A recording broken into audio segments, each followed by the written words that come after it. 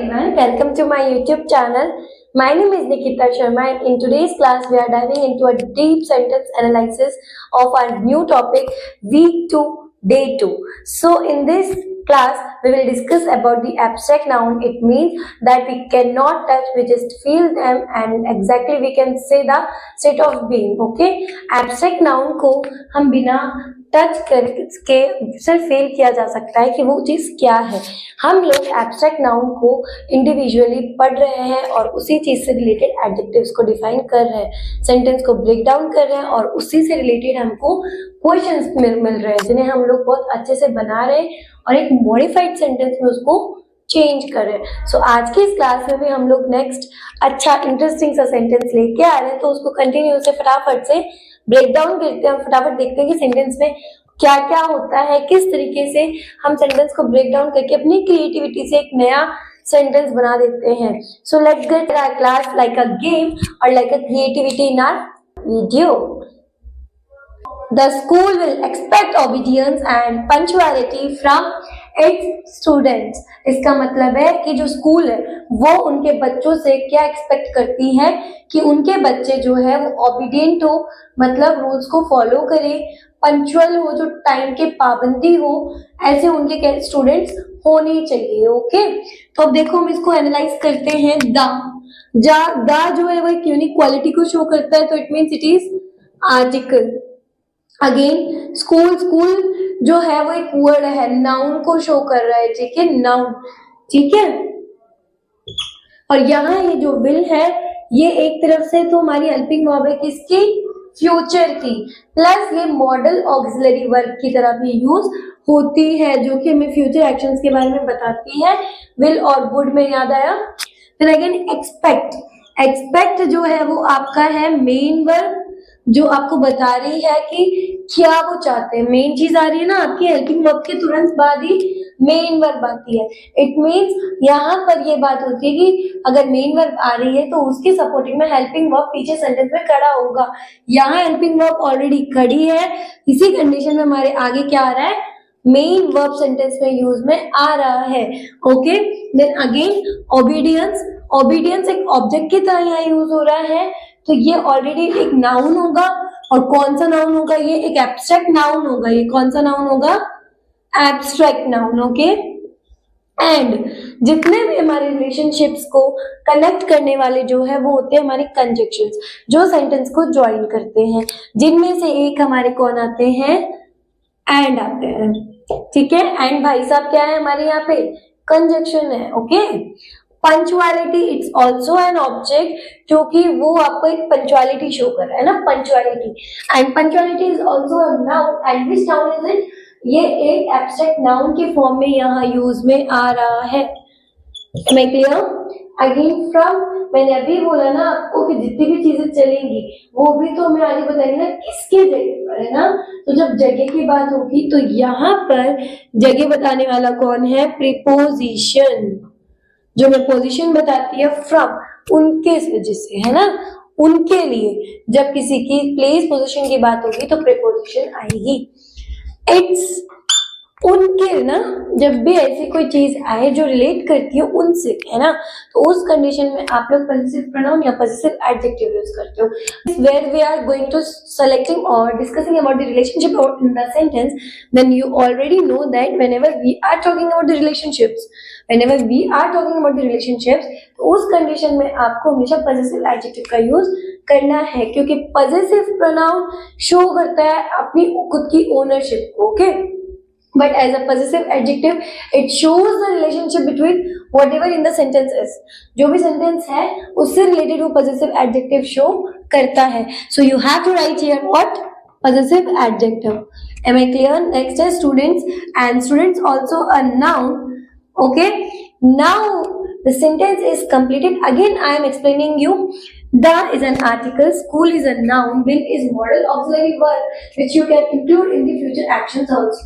Again expect जो कि है मेन वर्ब, और मेन वर्ब से पहले क्या होती है, helping verb. It means whenever you are thinking about the main verb where it is, in the sentence where it works, where it comes. It means you have to know the where it comes, the position where the main verb will come in the sentence. It means the helping verb, then again the next is main verb. It will be used in the sentence as a supportive system for together. Okay, next thing, obedience. Obedience is an abstract noun. मैंने class के introduction में आपसे कहा था कि हम लोग फिलहाल की घड़ी एब्स्ट्रैक्ट नाउन पर ध्यान देंगे, क्योंकि एब्स्ट्रैक्ट नाउन ऐसी चीज है जिसे हम क्या नहीं कर सकते हैं, टच करके फील नहीं कर सकते हैं कि वो क्या है। हमें उसके लिए क्या करना पड़ेगा, हमें उसके लिए क्या करना पड़ेगा, फील करना पड़ेगा। क्योंकि रूल्स, ओबीडियंस कितनी आप किसी के एक्सपेक्ट कर रहे हो, it depends on you, not on me, not on other. It's always depends on you, what you are doing at that time, or how you are obeying your parents, obeying your teachers, about obeying your elders. So it's an obedience that sincerely you have to follow the rules, whether they are right or whether they are wrong. So the absent noun, कि आप क्या कर रहे हो, उसको मैं एक percentage में, मैं आपको मात्रा में, मैं चाटा मार के उस चीज को नहीं बता सकती हूँ। वो चीज ऐसी है जिसे आप सिर्फ फील कर सकते हो, ठीक है। एंड जो कि रिलेशनशिप को क्या करता है, ज्वाइन करता है, सेंटेंस को ज्वाइन करता है। और सेंटेंस को ज्वाइन करेगा कौन, एंड, बट, बिकॉज, और, सिंस, टिल, ये सब कुछ। तो उनमें से एंड हमारा भाई है जो यहाँ पर आ गया। Punctuality also same thing, that कि वो आपको शो कर रही है, तो इसलिए एब्स्ट्रैक्ट नाउन में काउंट होगी। फ्रॉम पोजिशन है तो प्रीपोजिशन हो गया।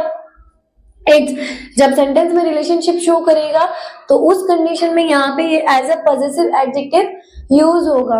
अगेन स्टूडेंट, स्टूडेंट्स एक नाउन है तो स्टूडेंट्स को आप नाउन यहाँ पर कर देंगे ना। Next question is answer the following questions, जो हम लोग हमारे हर क्लास में करते हुए आ रहे हैं। और अब तो आप लोगों को बहुत सारी चीजें समझ में आने लगी है कि सेंटेंस को किस तरीके से हमें क्या करना है, आंसर करना है। सो let's get start. Find out abstract noun and change them into adjective. Abstract noun मैंने आपको क्लियरली सेंटेंस ब्रेकडाउन में बताया था कि ये दोनों क्या है, आपके एब्स्ट्रैक्ट नाउन है। तो जो ओबीडियंस है ना, एंड सेकंड वन क्या है आपका, पंक्चुअलिटी। ओबीडियंस एंड पंक्चुअलिटी यही है। तो हम ओबीडियंस को कर देंगे ओबीडियंट, कर देंगे ना ओबीडियंट, ओबीडियंट हो जाओ। एंड इसको हम कर देंगे पंक्चुअल। सिंपल आपको एडजेक्टिव बताना, एडजेक्टिव में सिंपल ये कैसे काम करेंगे, as an obedient and punctual. यहाँ आपने क्या कर दिया, एब्स्ट्रैक्ट नाउन में डिफाइन किया है उसे एज अ फील करके कि ओबीडियंस, और यहाँ हमने क्या कर दिया उसे एडजेक्टिव में चेंज कर दिया, obedient and then punctual. Okay, next question, add adjectives to the towns to show type, quality and condition. आपको क्वालिटी और कंडीशन शो करनी है। क्वालिटी तो हम कह सकते हैं कि बहुत अच्छे से, है ना, बहुत अच्छे से करें। तो ओबीडियंस में हम लिख सकते हैं आगे की तरफ, है ना, sincere, obedient, sincere, obedient. Next क्या है हमारा, पंक्चुअलिटी। और पंक्चुअलिटी क्या होती है, जो काम आपका टाइम से हो, मीन्स टाइम के पाबंदी होना। इट मीन्स कि यहाँ पर क्या हो जाएगा, आपके लिए सेंटेंस में आपको रिकॉग्नाइज करना है, एंड रिकॉग्नाइज करने के लिए आपको ध्यान रखना पड़ेगा कि पंक्चुअलिटी, इट मीन्स आप उसे डे बाय डे चेंज नहीं कर सकते हो, you have to make it regular. आप उसको रेगुलरली फॉलो करोगे। ऐसा ही होता है ना, स्कूल जाते हो तो क्या एक दिन जल्दी जाते हो, एक दिन दूसरे दिन लेट जाते हो, नहीं आते हो ना, आप रोज स्कूल जाते हो। और पंक्चुअलिटी क्या होती है, स्कूल जाना, कितनी बजे जाना, जो आपका स्कूल टाइमिंग है, आप स्कूल टाइमिंग के अकॉर्डिंग रेडी हो रहे हो, जा रहे हो, मीन्स आप रेगुलरली अपने काम को फॉलो कर रहे हो। इट मीन्स वही आपकी कंडीशन है। तो आप लिख सकते हो रेगुलर पंक्चुअलिटी और सिंसियर ओबीडियंस, कि सिंसियरली, क्योंकि ओबीडियंस का मतलब है हमें लोगों को आदर करना चाहिए, रिस्पेक्ट करनी चाहिए, उन्हें ओबे करना चाहिए, and in that condition you have to follow the rules. और वो कैसे होंगे, सिंसियर, इनोसेंट, ठीक है। स्ट्रिक्टनेस भी आएगी उसमें, सिंसियर भी आ सकता है। So next third question is use of a prefix to change the word obedience to its opposite. Prefix कहाँ लगता है, स्टार्टिंग इन द वर्ड, और सफिक्स कहाँ लगता है, in the end of the word. Pre मतलब पहले, ठीक है, पहले, तो इसीलिए प्रीफिक्स। और हमें किसका लगाना है, ओबीडियंस का, है ना। तो ओबीडियंस के लिए हमें क्या रखना है, ऑपोजिट लगाना है। और ऑपोजिट तो आप लोगों को वैसे ही पता है कि क्या हो जाएगा, disobedience. Okay, next question. Find the possessive adjective in this sentence and link into this states corresponding noun. तो यहाँ देखो, इट्स क्या है, possessive adjective है, और possessive adjective को बताना है कि वो किससे correspond noun बना रहा है या किससे relationship बना रहा है. It means यहाँ पर ये student के साथ relationship बना रहा है क्योंकि from its students. So it means ये जो its possessive adjective है, ये रिलेशनशिप किसके साथ बना रहा है, स्टूडेंट्स के साथ में बना रहा है. ठीक है, अभी नेक्स्ट क्वेश्चन पे चलते हैं. देखो फिफ्थ क्वेश्चन से whether the nouns are countable and uncountable. यहाँ पर नाउन क्या क्या है, पहले तो ये देखो, स्कूल नाउन है, ओबीडियंस भी एक नाउन है, पंक्चुअलिटी भी एक नाउन है, एंड स्टूडेंट्स भी एक नाउन है.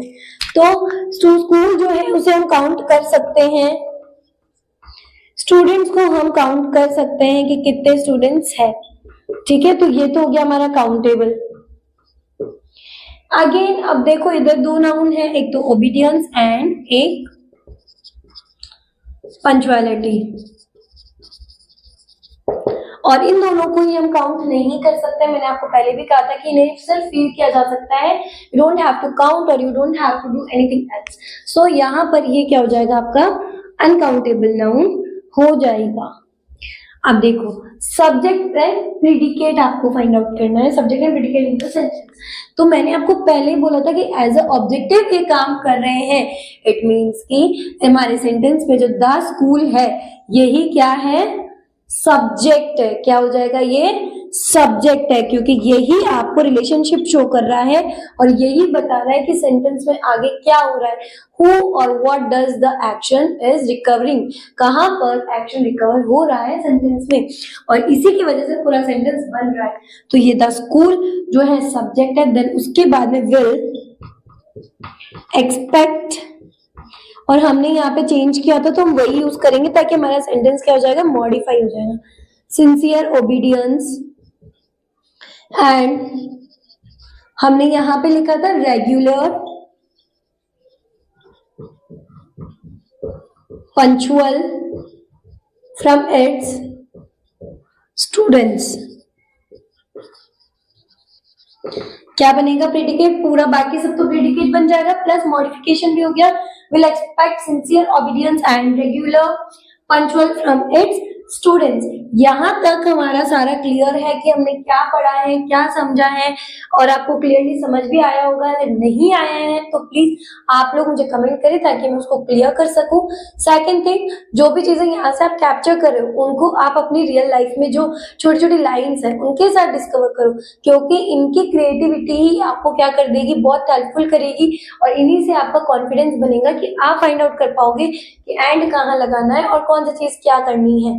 एज ए स्टोरी हो चाहे कुछ भी हो, आपको सेंटेंस ज्वाइनिंग तो करनी ही पड़ेगी. तो ये इसमें बहुत हेल्पफुल होगा. So thank you so much. Stay soon, stay happy and keep practising.